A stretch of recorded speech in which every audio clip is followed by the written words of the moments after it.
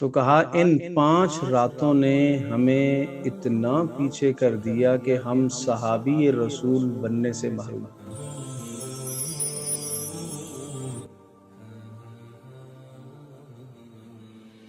حضرت صنابحی رحمہ اللہ ایک بہت بڑے تابعین میں شمار ہوتے ہیں۔ وہ فرماتے ہیں کہ ہم یمن سے مدینہ منورہ کی طرف نکلے، پیارے رسول صلی اللہ تعالی علیہ وسلم کی خدمت میں جانے کے لیے، آپ کا دیدار، آپ کی زیارت کرنے کے لیے۔ لیکن جب ہم مدینہ منورہ پہنچے تو پتہ چلا کہ آج رسول اکرم صلی اللہ تعالی علیہ وسلم کو دنیا سے رخصت ہوئے 5ویں رات ہے آج، 5ویں۔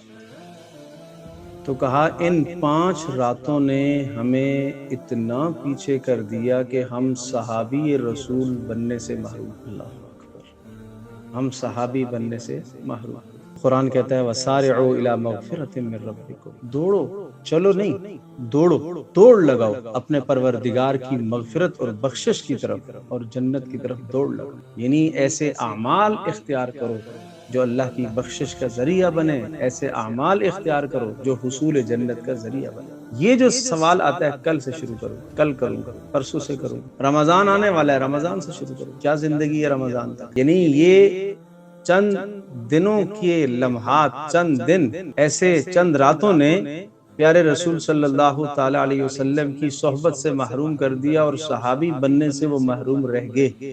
تو پتہ یہ چلا کہ ایک گھڑی، ایک گھنٹہ، ایک لمحہ انسان کو بسا اوقات خیر سے محروم کر دیتا، ایک لمحے کی وجہ سے انسان خیر سے محروم ہو جاتا۔ لہٰذا خیر کا جب موقع آئے، نیکی کا موقع آئے تو ادنا بھی تعمل نہیں کرنا چاہیے، فوری اس نیکی کو اختیار کرنا۔ زندگی کو غنیمت سمجھو، غنیمت سمجھو، جوانی کو غنیمت سمجھو، بڑھاپے کے جو لمحات ہیں باقی رہ گئے غنیمت سمجھو، اگر عمر 50 سال پہنچ گئی تو غنیمت سمجھو، غنیمت سمجھو۔ پیارے رسول صلی اللہ علیہ وسلم نے فرمایا کہ میری امت کی اوسطاً عمر 60 سے 70 کے بیچ میں ہے، تو 50 سال کا مطلب یہ کہ اب 10 سال رہ گئے، اور اگر 60 ہو گئی ہے تو اب 70 کی دہائی میں قدم رکھ چکا ہے، کسی بھی وقت اللہ کی طرف سے بلاوا آ سکتا ہے۔ 70 سے اوپر چلا گیا، اس کا مطلب یہ ہوا کہ اضافی وقت اللہ پاک نے دیا۔